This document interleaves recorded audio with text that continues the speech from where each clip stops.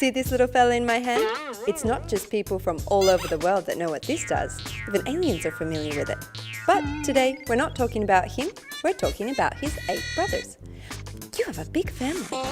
The world-famous acupuncture of traditional Chinese medicine uses a type of needle known as a filiform needle.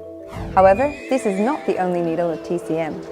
Stretching back as early as the spring and autumn period of 2,500 years ago, Chinese doctors discerned the need for 9 different types of metal needles to treat different forms of illnesses. They were the shear needle, round needle, spoon needle, lance needle, stiletto needle, round sharp needle, filiform needle, long needle, and big needle. However, apart from the filiform needle and the long needle, these so-called needles all had different uses to acupuncture and much different shapes. They acted more like blades and were used to perform surgical operations. Even though the common conception is that external surgical operations in the West are of a higher standard than in China, actually, long ago, Chinese operating skills were much higher than in the West. In the Zhou dynasty of 3,000 years ago, China already had doctors who were performing surgical operations.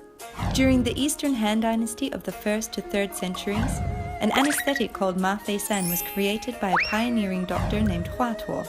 He used the anesthetic to perform a caesarean section, which became the first record in history of an operation performed under full anesthesia. Unfortunately, following the tides of history, out of the 9 forms of surgical needles, only one, the filiform needle, has survived to the present. 4 basic steps of TCM: looking, listening, asking, and feeling the pulse. TCM doctors are also very well versed in the arts of surgical procedures. However, Western medicine is also very advanced in this area. So which one should we choose? Of course, Western medicine. Trust the modern developments of science and technology. It's safe and efficient. Traditional Chinese medicine has a history that stretches back thousands of years. It treats the cause and cures the root of disease. Of course, TCM is the best choice. Western medicine, Chinese medicine. Western medicine, Chinese medicine, Chinese, Western. I have TCM. I have Western medicine. 这是在哪里呀？我穿越了吗？没有，你没有穿越。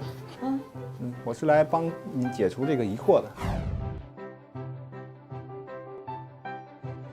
这是什么呀？这个呢是小针刀。小针刀呢起源于中国古代9针疗法之一的皮针，它是皮针的这个发展演变的一个产物。哇，真的好神奇啊！它是除了这个传统的什么经络理论指导以外呢，它也会采用一些西医的一些解剖的一些位置，包括还有介入一些西医的理论，比如说神经凯亚理论。你是用这个治什么病？目前呢，临床上呢，主要用于小针刀呢治疗常见的，比如说颈椎病、腰椎病键盘突出、各种神经卡压、综合症，还有一些膝关节的骨性关节炎等等。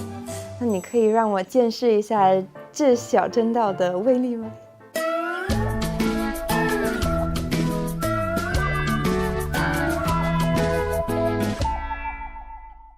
？Wow, what did I just witness? That was incredible.